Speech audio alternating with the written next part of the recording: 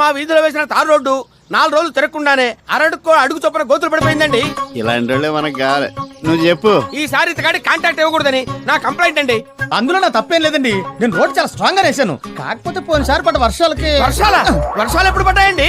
2 సార్లు బట్ట తడుపు తిరుగులు పడితేనే రోడ్లు అలా అయిపోతే ఇక గట్టిగా 2 దిక్కులు వర్షం పడితే రోడ్డు ఏమైపోతుందండి?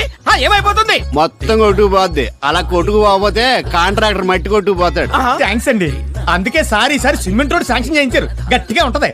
మీరు ఆ వర్క్ ఆర్డర్ మీద సంతకం పెట్టి చెప్తే పని మొదలెట్టేస్తాను. నువ్వు పని మొదలెట్టేస్తే నీకు డబ్బు వస్తుంది. పంతులు గారి ఈదికి రోడ్డు వస్తుంది. నాకేం వస్తుంది? వాటా వస్తుందిగా. ఆ మొక్క నువ్వు కాదు, ఆడి చెప్పాలి. ఈసారి టెండర్ కొంచెం ఎక్కువ కేసానండి.